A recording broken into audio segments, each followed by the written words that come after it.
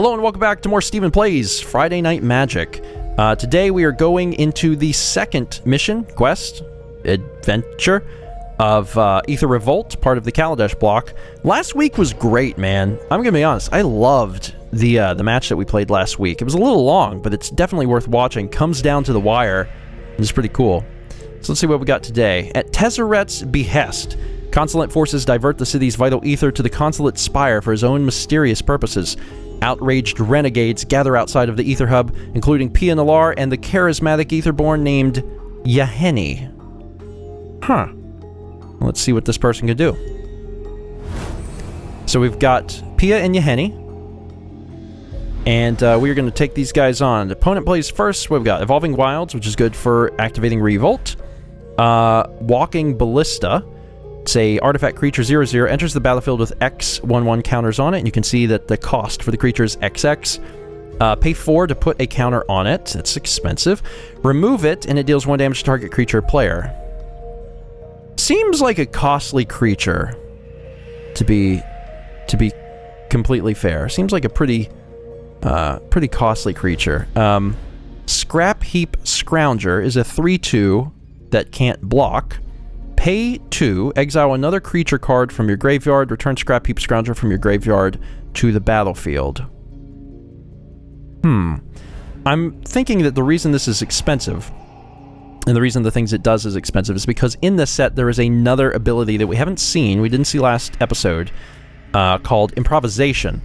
And Improvisation actually, if it's on a card, it allows you to pay for cards by tapping artifact creatures.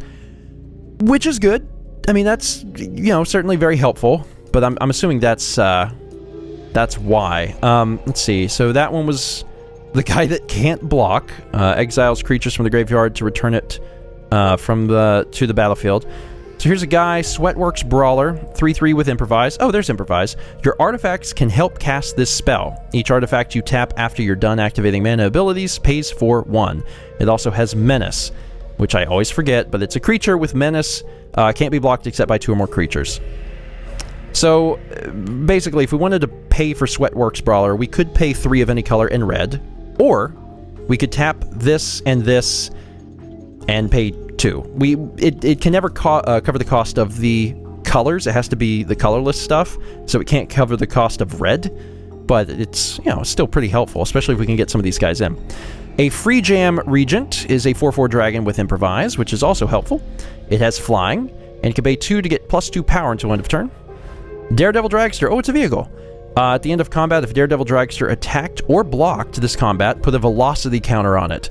Then if it has 2 or more velocity counters on it, sacrifice it and draw 2 cards. Okay, so when you use it twice, it dies. Yeah, well, whatever. It's a 4/4. It crews for 2. It's not bad. Unlicensed Disintegration.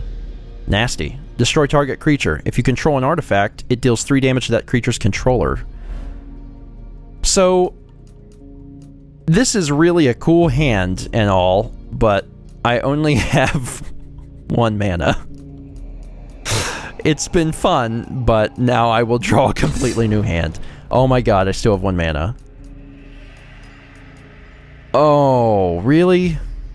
Like, here's Yaheni, an Etherborn Vampire. Like, this is... It's a cool hand. It's a cool hand, but what are we supposed to do when everything in our hand costs 3 and we have 1 mountain? Really? Are you serious? 4 land and a thing that gets land? Is this your idea of a joke game? In an instant. Down to 5. This is how games are lost. This is absolutely 100% how games are lost. I'm going to lose this game. Oh my god. A 7 cost. Oh my lord. I have to keep. I can't go any lower. I get to draw on my turn. That's kind of good. This is not going to end well. I'm going to have to hope that he has a really bad hand. Okay, he doesn't. Toolcraft Exemplar. A 1/1 Dwarf Artificer. At the beginning of combat on your turn, if you control an artifact, it gets +2/+1 until end of turn. If you control 3 or more artifacts, it also gains... Well, good for you. You're having no problems playing a holographic rare with a 1 cost on your first turn.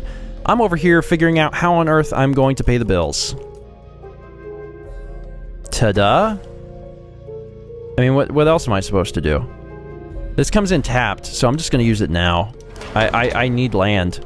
And maybe I'll be able to play Chandra's Pyro Helix. That's, like, my only hope. Yeah, I'm going to go for a mountain, because I'm going to need at least one to play that. And then I just have to hope that I get another land card next turn. I am playing man down. This is going to be a friggin' uphill battle. And you get something from having an artifact, right? At the beginning of combat on your turn, if you control an artifact, he gets +2/+1 until end of turn. Oh, that's a land. Oh, thank God.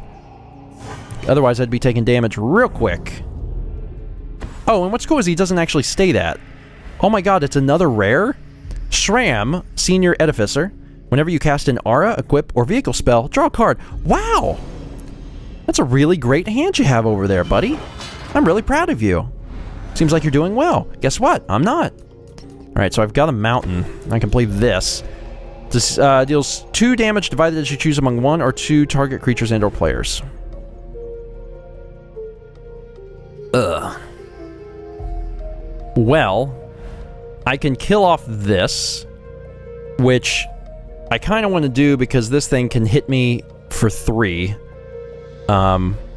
And if you control 3 more artifacts, it gains first strike, so that could be trouble quick.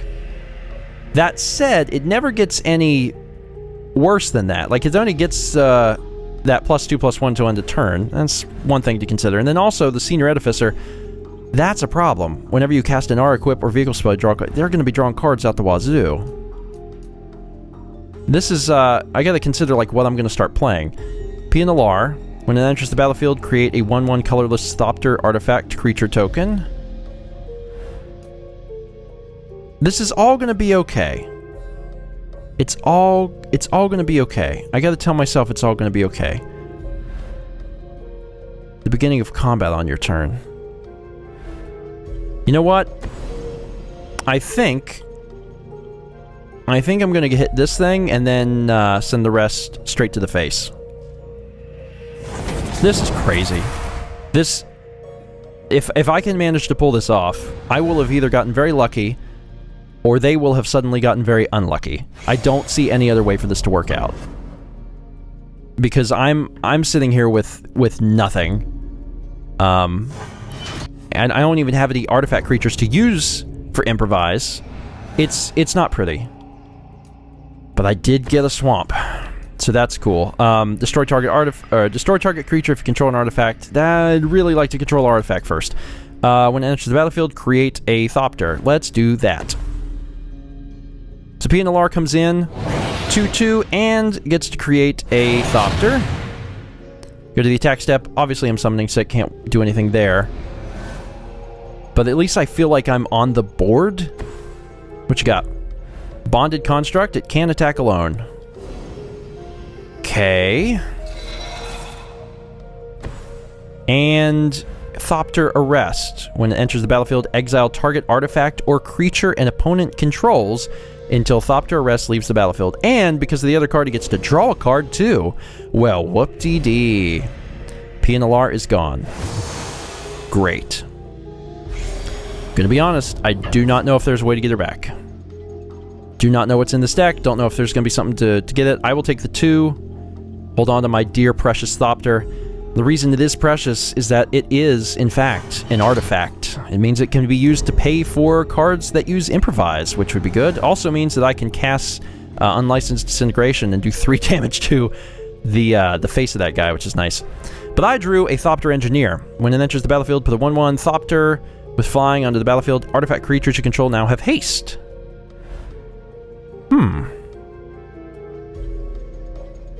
Well, this is going to start working for me. This is going to be okay. I'm going to be able to deal with this. I think, hopefully. Now, as much as I want to go ahead and use this destroys a creature. Maybe I should hold on to this for a moment longer. Instead, I'll put the Thopter Engineer in. Thopter Engineer comes in. I make a Thopter. Now, what's cool is at this point, the Thopters can be used to, you know, be tapped for Improvise costs. Not enough to pay for the Brawler yet, but still something to consider. However, don't see any downside to attacking with these guys. I still have 15 life, I'm not in any danger, so I'm gonna swing. No blocks, because I'm in the air. Can't believe that I went down to 5 cards and I actually might pull this off. He's got scary stuff. A lot of his stuff is low-cost scary, though. Oh, here it comes. Dawn Feather Eagle, a 3/3 flying bird. When Dawn Feather Eagles enters the control, creatures you control get +1 and +1/+1 and gain vigilance until the end of turn. That is disgusting. Oh, God. Of course they want to attack. Why would I want to block?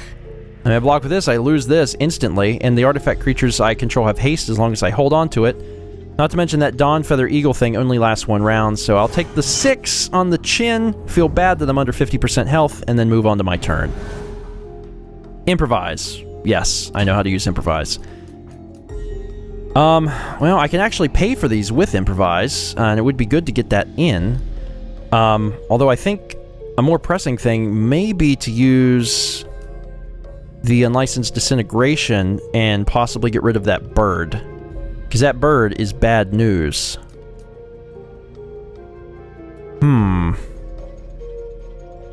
Well, I guess I could do either.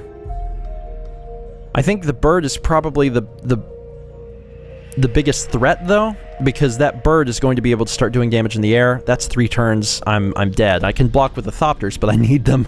I need them for Improvise. So let's go for Disintegration. We're going to disintegrate that eagle.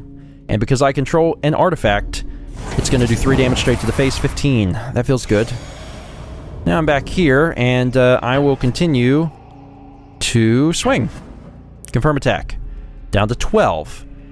Starting to feel okay about this match. 12 to 9.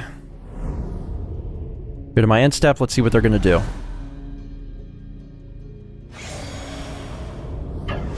Attack both. Okay. I don't think you're going to, you know, scare me here. So I'm just going to block here, because that makes sense to me. Kill off that little friend of yours. You do too.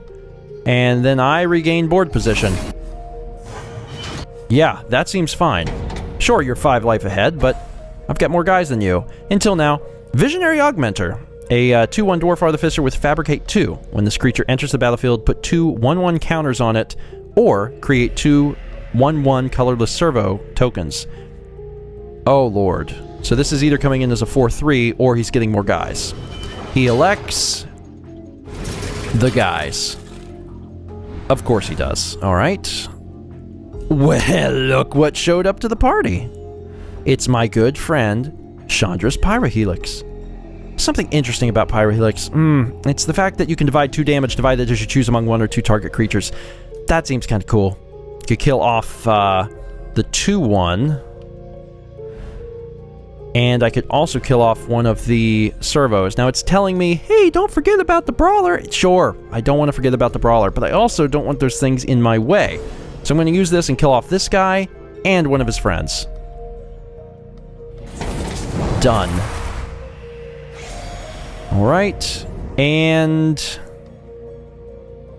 that's pretty much it. I'm gonna swing for 2. That'll be what I do this turn. Slow and steady is winning the race here. Not as slow as last episode, but still pretty slow. Down to 10. I feel good about this. Things seem to be going okay. I was really worried at the beginning. I was certain I had lost. I was like, no, this is it. I've definitely lost the game, but I haven't. I haven't lost the game. I'm going to kill off this guy just so it's 1 less guy to deal with. I'm taking 2, but still plenty of life, so I'd rather see the guy gone. There we go. You've got 1 creature. Do you have something to play in second main? You do. It is the Glint Sleeve Artisan. 2/2 with Fabricate 1. I'm going to assume that you're going to use the opportunity to make yet another servo. Correct. Oh, wow, something else. Cogworker's Puzzle Knot. When it enters the battlefield, create another servo. Pay 2, sacrifice this to create a servo. Oh my god, the servos! There are too many servos. That comes in, makes a servo. Sacrifice it, make a servo. Servo, servo, servo. I get another engineer. That's cool. I can make another copter. Do it. So that comes in. Cool. Another Thopter. Go to my attack step. Yeah, I think I'll keep swinging at you, at least with one. I mean, I'm down to 5 health, so I see where the problem lies. But at least I'm matching you in creatures if I just swing with one. So I'll swing with one, bring him down to 9. I'm at 5. And maybe finally next turn I'll bring in a Sweatworks Brawler. Okay, 9 to 5. You don't have any hand cards. Ooh, no secrets now. You're not going to swing because we're evenly matched. So you end your turn, and things start going well for me. Getting closer to casting Fenhauler. Not there yet, but closer. Haven't really had anything with Revolt, which is a shame. If I had one more land, I could cast Fenhauler, and that is going to be a good day. It's telling me to play this. I'll put it onto the battlefield, but I don't really plan on using it to go get... Well, if I do that, I can't play... Yeah, no, screw it. Forget Revolt. I'm more interested in being able to play the Fenhauler because it's a big card. Which one do I not have? Black. Let's get another black card. That comes out. And now we can play this. And we have to tap one in order to do such a thing, but that's okay. I will tap this, and we will pay 3, essentially. So tap that, finish. 3 in that, bring it in. Cool. I'm satisfied with this. Still only have 4 creatures, so I'll still have 4 to block with. I'll swing again for 1 in the air. It's not a lot, but it's adding up. Now it's 8 to 5. You're having to get up earlier and earlier to go to work. Oh yeah, that thing. That can happen. Oh yeah, I forgot. And those guys can fly. Oh. Nuts. Forgot that was the thing. Here they come. But...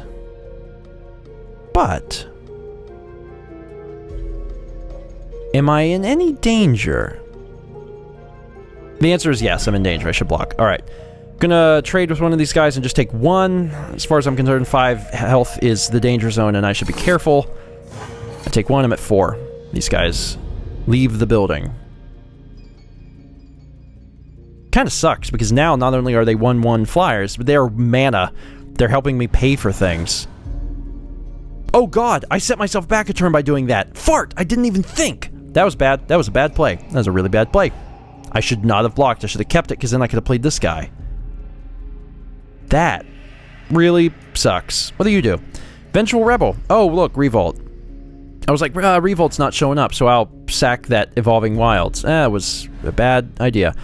When Vengeful Rebel enters the battlefield, if a permanent you controlled left the battlefield this turn, target creature an opponent controls gets stats. Really good. Wow, that is pretty good. Huh. Only one of your guys can fly. This is hard. And I want to get more guys in, too. I'm going to test the waters. I'm going to test the waters a little bit here. I'm going to see what's going to happen. I'm going to swing in the... I got to be careful. Gotta be really careful here. Menace means I can only be blocked by 2 or more creatures. So if I do this... will you take the bait? I can always put in another creature. I can always put in the Sweatworks Brawler again. That's not a problem. But I kind of want them to kill Ugh. Man, that's rough. I kind of want them to kill this guy. If they kill him... if they kill him, I can do Vengeful Rebel. It would be really great for me. Yeah, I'm baiting. I probably could have also thrown in the 1/1 flyer, but oh, they're doing it. Oh, they're doing it. I want this guy to die the most, and this guy the second most. Cool. This is good. They took the bait. I managed to kill the guy that gives them card draws, which is great, and now Vengeful Rebel is better. Unfortunately, the -3/3 until end of turn thing is, like, actually not that great, but I could use it... I mean, this guy's bigger, but I could use it to kill their flyer, which in my mind makes a lot more sense. So I'm actually going to throw this guy out, and then I'm going to use it, of all things, to kill the flyer. Then there's no more threats in the sky. That makes me feel good. Go to my end step. I feel like that was a pretty good play. They're down to just 3 creatures. They're not going to attack me. But next turn, I'm going to attack them. Oh god, this thing? Really? Again? Great. We've got even more guys to worry about. Now, fortunately, they aren't flying, so it's not that bad, but it still sucks. Swamp goes in. I can finally afford to pay for Fenhauler. Now, the problem is if I do that, I won't be able to attack this turn in the air like I've been doing. But I will have a 5/5, and he can't be blocked by artifact creatures. Ooh. If I would have read that sooner, I probably would have used Vengeful Rebel's ability on the 2/2, because then I could have just swung and won, at least soon. Yeah. I can do this, right? Hold on. You haven't cracked these. Theoretically, if you crack them both at the end at the end of my turn, you will have 6 creatures. Now, if I bring this in, I gotta pay 2, so I have 4 creatures. You still won't be able to kill me. You could get me down to 2, which is frightening, but then I would swing for win, so you won't do that. All right, let's do it. I'm getting the big guy in, and it should be scary enough that it keeps them at bay. Not attacking, because that would be suicide. I'm going to go ahead and finish my toe. Oh, he's doing it. He's cracking them. Is he doing it for both? I bet he's doing it for both. Yep, there he goes. Very interesting. You now have 6 creatures. They're tiny creatures, but you got 6 creatures. Not going to swing, because you would lose. You have nothing in your hand. Okay. If I play it carefully, I should have this. Another land, that's never a bad thing. I can just straight up bring this guy in now. No secrets for anyone. There's no reason to improvise at all. Just pay for this normal. You have a lot of creatures. So do I. The difference between your creatures and my creatures is that my creatures can fly.